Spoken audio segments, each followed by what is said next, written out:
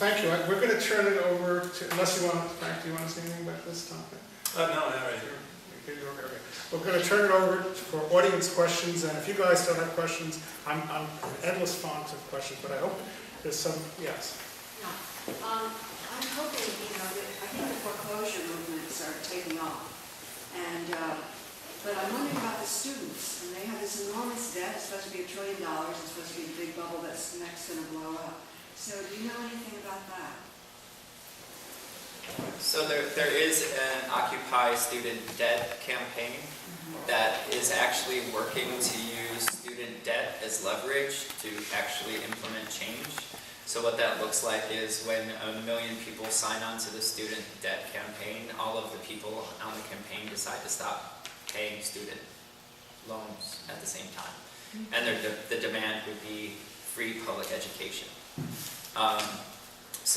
That's kind of how it's being used right now. It's definitely something that's going to erupt. I mean, I think, I just heard something about it today, like it's safer to have credit card debt than it is, student loan debt. Student loan debt is higher than credit card debt in the US, right? It's close to $1 trillion right now. So I think it's something that's going to be, it's definitely the next capitalist bubble to pop and will send us all downstream some more. But we have to keep in mind that this happened because privatization crept its way into our education. So if we really want to stop these things, we need to look at the source of the problem, which to me is hyper-capitalism. It needs to be at least slowed down a bit. So anyway, that's all I know about student debt. Besides my own. I could add something to the student debt. Please do. The attack on the universities goes hand in hand with corporate personhood. It was really originated by a Supreme Court justice named Lewis Powell, nominated by Richard Nixon on the death of Hugo Black. Lewis Powell created a doctrine that essentially established corporate personhood. And in his memo to the U.S. Chamber of Commerce, which is one of the most fascistic organizations in the world, not connected directly to the local Chamber of Commerce, but part of that long 14-page memo from 1971 includes a rapid attack on the universities. He was singling out people like Herbert Marcuse, who were the radicals of the time, Charles Reich, Herbert Marcuse, people from the 60s and 70s. And he basically said that if business wants to succeed in the United States, we business people have to attack the universities. Well, that's what's happened. When I started UC Berkeley in 1972, the fees were something like $28 a quarter in 1972. Later on, I think in 1982, there was a certain amount of student loan debt, and the Congress passed a law that it was impossible to bankrupt out of student loan debt. That was another little click in the ratchet of the attacks on the universities. And now we all know how much it costs to go to the universities, which are essentially privatized, and there's this massive student debt, which in turn keeps a lot of students out of the universities. Before I start early, I want to ask a very simple question. How can your group, amorphous as it is, attack the concept of corporate personhood in terms of limiting corporate speech the way commercial speech is limited under the Constitution? If you could do something like that, that would be important. But what I see now with you, you're no more important than the bonus marketers, the Townsend marketers, in a historical perspective. What you are doing is you are essentially the left version of the Tea Party. You are essentially commonly perceived as opposed to property rights. Okay, let's let me finish, Parker. You always rant and rave at every meeting. Why don't you sit down and shut up? It's okay. No, he always does this. Every meeting.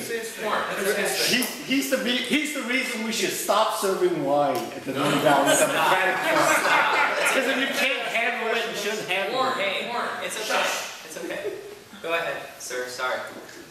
No, essentially, you're going to be an historical anomaly.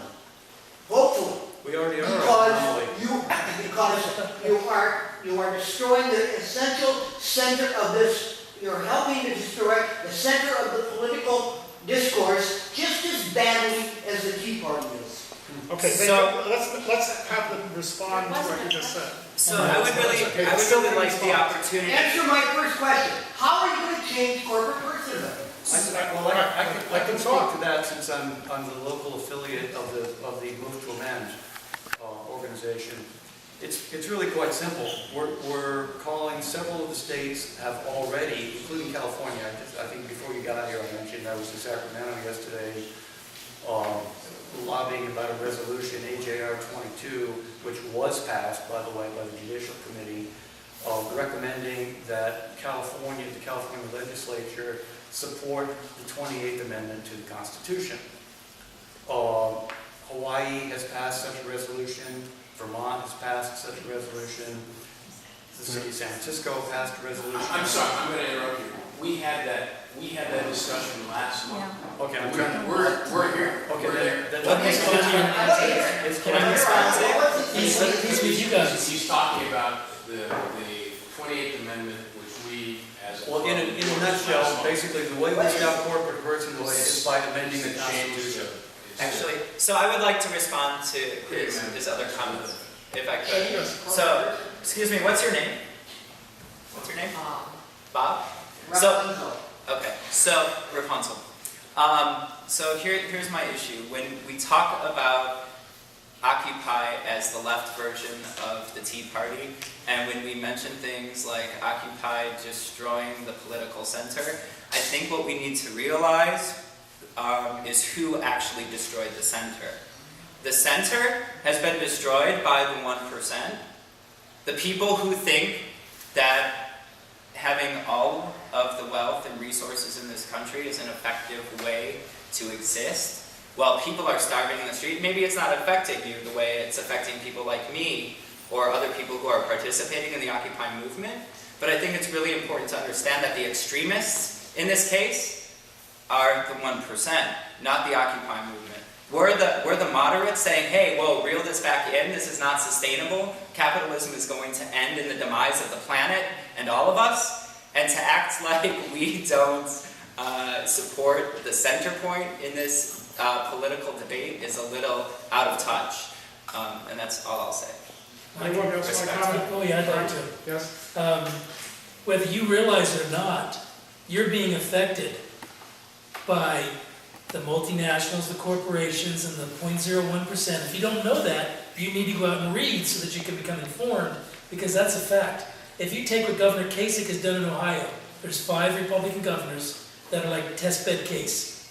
Now, if you know what Governor Kasich has done, he has taken and passed a law that if an elected township official is not liked by him, then he can go remove him. Now, if you understand that should make some sense to you. About Walker in Wisconsin. What? Yeah, what about Walker in Wisconsin? So, We're going to I just recommend that you read up on it. You'll be informed. Okay, this lady had a question. My question was simpler than that. For example, SEIU, I know a lot of them, they're actually going to Baby Hunter's Point, right? They're going to foreclosure a house, a specific house, right? Yep. And they go on Facebook and say, can you please scan all of you guys on Facebook and go to, I don't know, 239, whatever, post. So everybody goes there and they do Occupy, right? So Baby Hunter's Point, I guess, is a lot of foreclosure and people are open about it, right? Everybody knows that in the Baby Hunter's Point, everybody knows. Where some people live, we live, there are neighborhoods that people are not so open about it, right? Right. Where I live, sometimes you see people selling their houses, right? And then you don't know what happened. Or some neighbors over there say, oh, we moved into a bigger house, right? Or sometimes you don't know what is going on because it's not okay to say that you have a problem with your house, right? Depending on the neighborhood you live. I don't know if you know what I'm talking about. So I don't know if for Occupy foreclosure will be able to go to my neighborhood or another neighborhood that is not traditionally to be occupied. I don't know if I make sense. No, you do. I think it's interesting how much we let our ego get in the way of our personal happiness and success. I mean, poor black people in the Bayview can speak out against foreclosure because it was illegal, not because they did anything wrong. These foreclosures were illegal. 99% of the foreclosures in the Ting report had something wrong with them. 84% were actually illegal.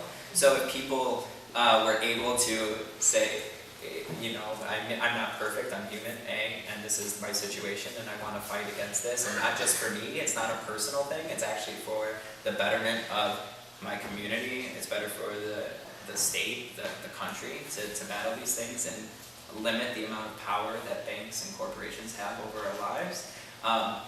Like I said, it's a shame that ego gets in the way for a lot of people. It's effective, right? We organize with SEIU around the housing, so it's effective. We have, I mean, they're still occupying Dexter Cato's house, you know? There's people living there, making banners there. We've turned it into a little painting factory in the garage. You're going to help elect a Republican president. That's what you're going to do. Hopefully you won't. You won't. But. So, if you were here earlier, my big thing with Republican versus Democrat is the traditional paradigm. Turns out that no matter who you elect, they're all hyper-capitalist assholes, right? So that's my opinion. So I think what we need to do is A, demand better candidates that don't put money before people's needs. I think that's a really good start. And then we need to be vigilant once they get into office and make sure that they do the will of the people. Everyone took a holiday after we got Obama elected, right? We were all like, sweet, nap time, right? But the fact of the matter is you need to be hyper-vigilant with that. Does anyone want to say anything, yes, on the foreclosure or any of Well, no, this? I don't know how much you all understand on the history of it. I can just give you a real quick snapshot of it. So what would happen was the brokers were being incentivized by the banks to loan anybody money, whether you were qualified or not. So that's what started the snowball rolling downhill. And once they realized that they had made a real mess of the situation, they started putting the mortgages into SIVs, structured investment vehicles. And these SIVs were sold to anybody that had the money to buy them. You could not tear them apart and look at the individual mortgages. You had to buy the whole bundle. So that led to the credit default swaps. And that was where they were putting insurance on this. And this is where Goldman Sachs, who was a large purchaser of the SIVs, they bet that, because that's what credit default swaps are, they're bets that you're either going to make money or lose money. So that's where you protect your investment. So the money was put that the mortgages were going to lose money as Goldman Sachs was buying all these mortgages. They were betting against it. So when we paid, us taxpayers paid $180 billion to AIG, $13 billion of that money went to Goldman Sachs because they bet that the mortgages they were buying were going to go down. I mean, it's wholesale selling of our country. And the problem is that Joe Sixpack out there. Can I finish? We let you finish. No, I lost my train. I hate that. So the point is Joe Sixpack is not educated as to what's happening out there, because that's the corporate goal right now. I know a nutritionist on the peninsula who's giving nutrition classes and how the corporations are feeding people food that dumbs them down. So they go to work, pay their mortgages, buy their cars or houses, and that's their whole life. So the public out there does not know the information which is one of the reasons why I was real interested when Molly told me she was willing to put this together, because this is what needs to be done. And again, we'd love to have you guys come aboard so we can educate people. In terms of the foreclosures, I think it's important to realize it's not just whether or not these things are done legally. I mean, there's a conspiracy in the industry that Richard spoke to that drove this housing bubble that got a lot of people into this when they shouldn't have gotten into it. And the industry knew it. They absolutely knew it. And as Richard talked about, they were able to wash their hands of it. So they sold all this stuff downstream. So they didn't care when they were making the loans, whether these loans were going to be repaid, because they weren't going to have them repaid. It was going to be somebody else's responsibility. So it's not just whether or not a foreclosure was carried out legally or illegally. It's an overall philosophical thing. These people were sold a bill of goods that were lent this money. They shouldn't have been lent this money. The industry knew it, and there has to be some accountability for that. Okay, sir? Yeah, in an even larger context, if you look at the decline of real income in the last 30 years, that's a serious problem for a consumer economy, right? 2/3 of our economy is based on consumption, whether you like that or not, that's about the amount of it. Well, what happened is in the 1990s, we had certain factors that led to a creation of paper wealth. That was the stock market bubble, right? Well, that compensated for real wage declines, so people could keep consuming. Well, in the first decade of this century, we had a sudden reduction in mortgage rates. They were trying to make loans so that people could keep consuming.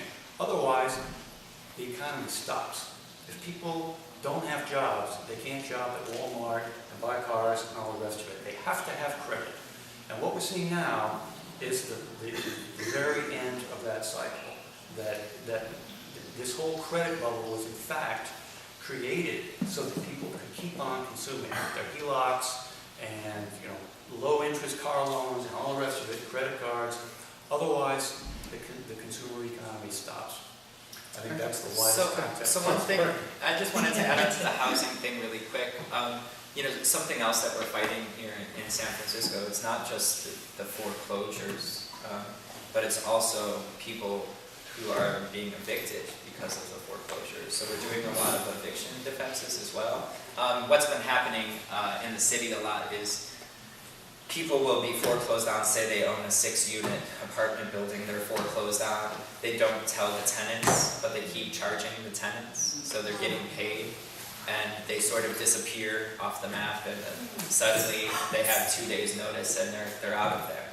So sheriffs come and evict. So we've been trying to organize eviction blockades as well.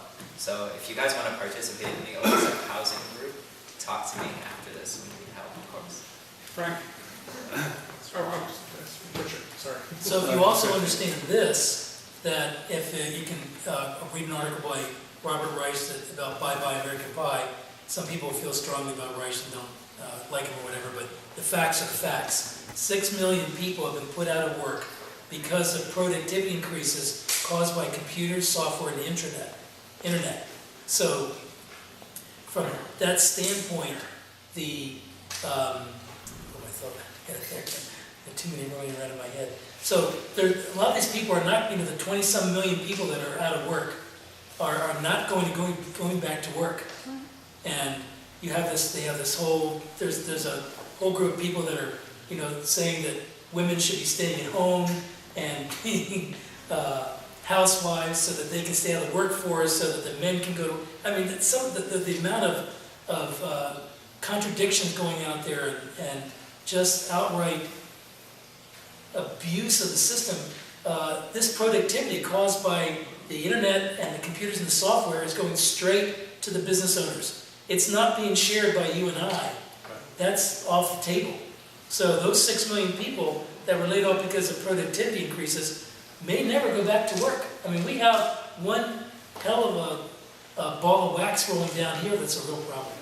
Can I just, sorry, I just want to respond, because this is a really interesting point. When I talk about capitalism being a problem, and it is, right? We live on a planet where there's finite resources, right? So if you go and exploit these resources, there comes a point when your economy, which is based around resource exploitation, fails. It just can't, right? So what we're seeing is that transition into a sustainable economy. And I studied sustainability in St. Louis, and this was one of the hot topics. It's like when this happens, what you move away from is a production, consumption society, but you move into a service industry. And the unfortunate part, or a service economy. So what happens in that transition is your wages plummet, and your life completely changes. And I think we're seeing a lot of that now. There's a big push towards sustainability. And unfortunately, they want to co-opt it with the free market sustainability, which is just as disgusting as capitalism or whatever. So anyway, it's just really interesting that you bring that up. It's a thing. It's true. Warren has a question. I mean, in spite of our interchange, I think a lot of people, so I do have a question. A lot of people take for granted this thing about corporate power. It's always been this grand, it's always been this. But actually it's recently new as far as I feel. I mean, I'm not that old. I mean, I remember that song you quoted, but I'm not that old. I don't think the corporations had this much power even 20 years, 30 years ago. Even under Republicans, they didn't have as much power as they have now. So I don't think, even if you're pro-capitalist, do they have to have all the power?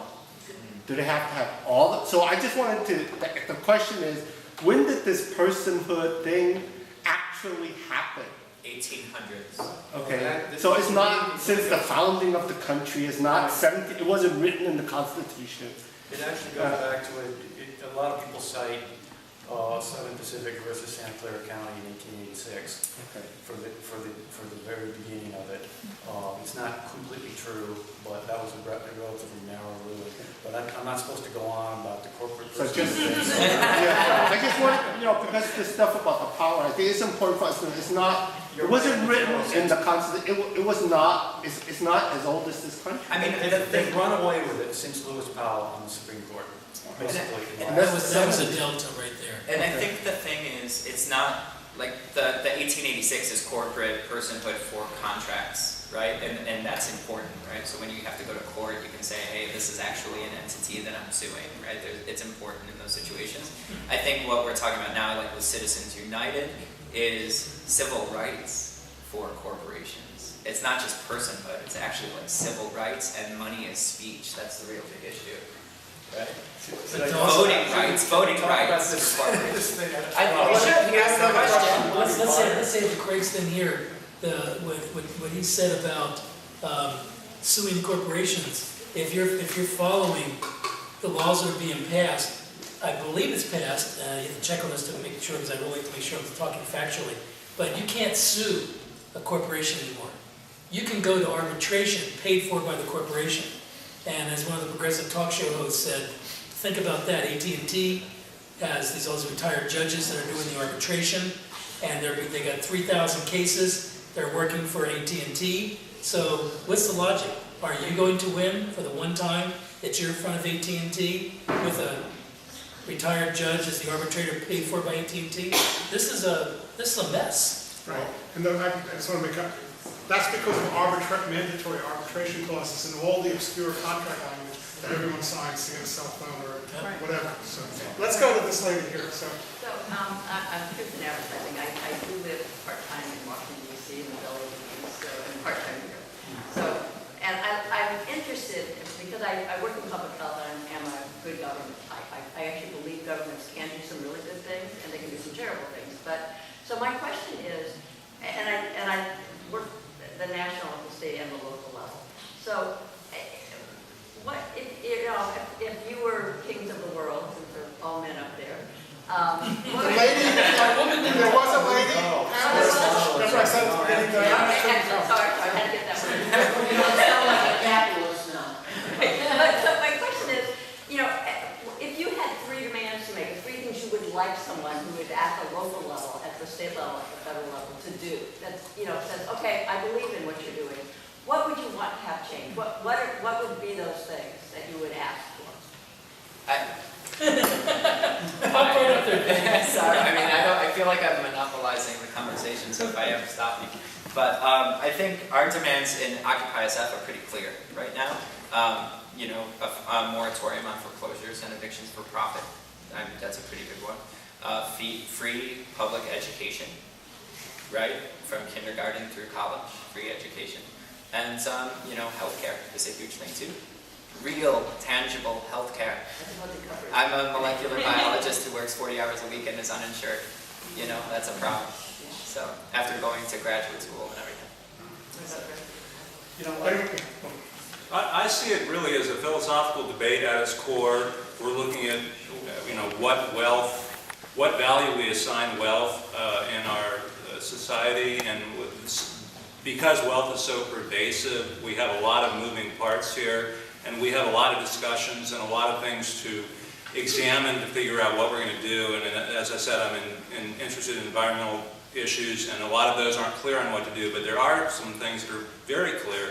One, I would say, is money out of politics, because to your question, we've allowed the politicians to be bought. We have this system where the money buys regulation, right? Regulation in favor of the people that contribute the money, and we just have to stop that. Other stuff, more equal access to education, more equal access to health care, more equitable distribution of wealth and income, those are all gimmies, but it goes much further than that, and we're going to have to figure it all out. I think we have time for one more. Do you want to say something quick? And then one more question. Oh, sure. So I think if you understand that capitalism has achieved its own level of incompetency, achieving the Peter principle, we have to sit down and look at that. And all these people that have made their money, they've made it off people in the United States. And they have a certain responsibility that, although they would like to not acknowledge that. And I think it's a really large conversation that involves all the things that you hear here, like, restoring the commons is a big part of everything that we're talking about. But this has been so carefully engineered, because a lot of times the wealth is just passed on from generation to generation to generation. So their wealth is undying, while we have a finite life and we die.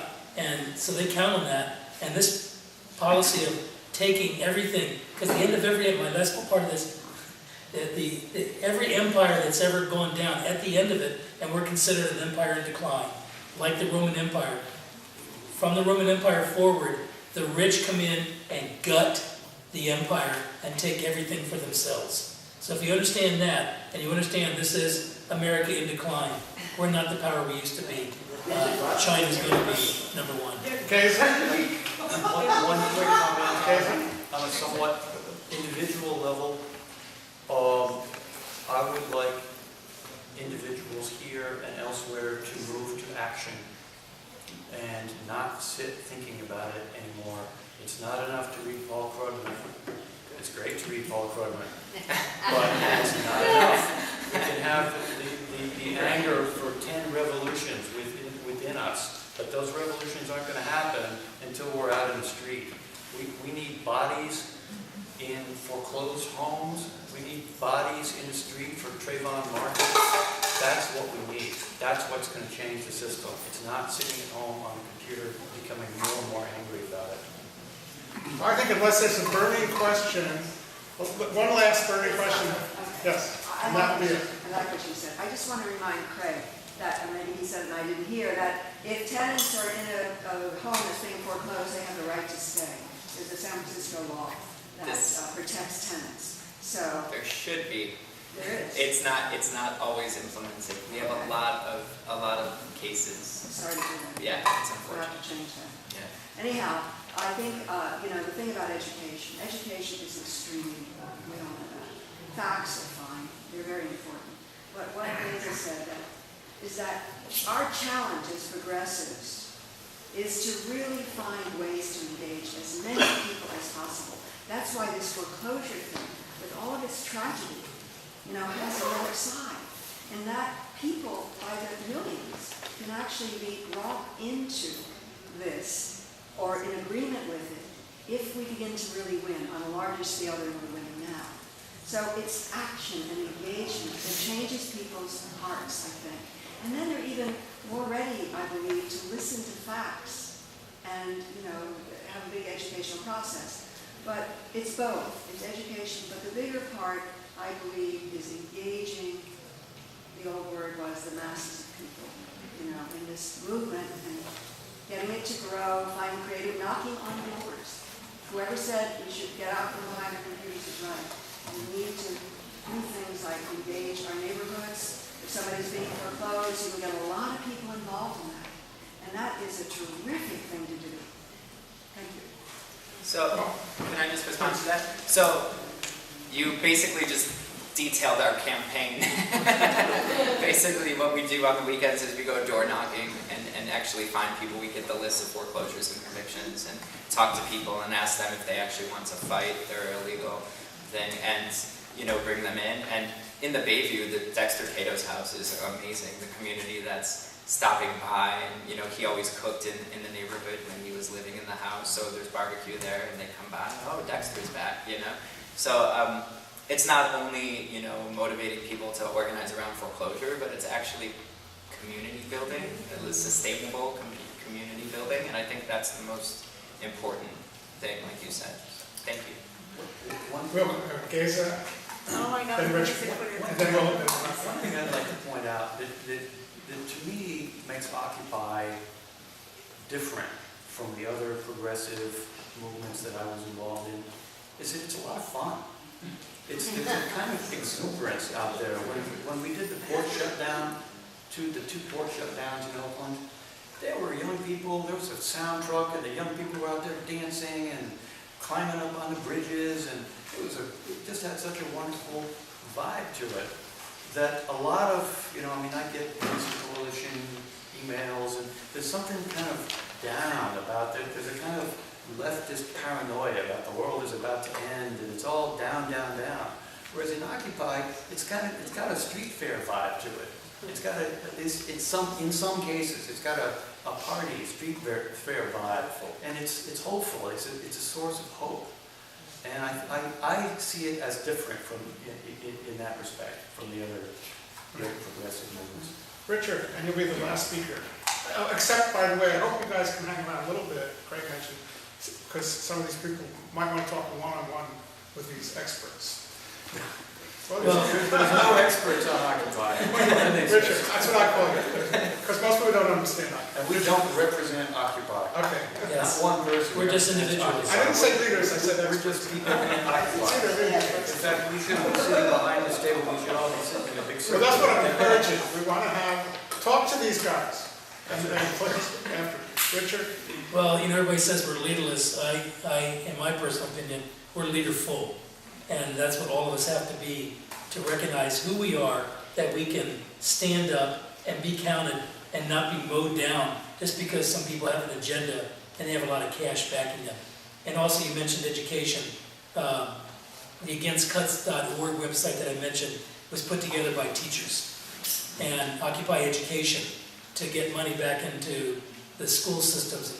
And if you look at the Against Cuts, the cuts, that's what their name says it all. If you look at they give you this cuts historically. Every governor in California for the past period of time, they line each one out, how they've come after education over and over again.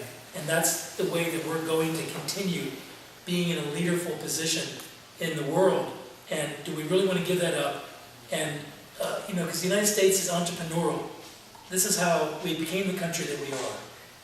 And as an entrepreneur, I strongly support that. But the main thing is that some of the countries that are coming up, names not needed, have been conformists for centuries. Do we really want conformist countries to be running the world when, we have the Marlboro Man, for God's sake. He's out there riding on the range, and, it's that loner mentality that makes us something. And we can make a difference if we participate. I want to thank you guys for showing up. Let's give them a round of applause.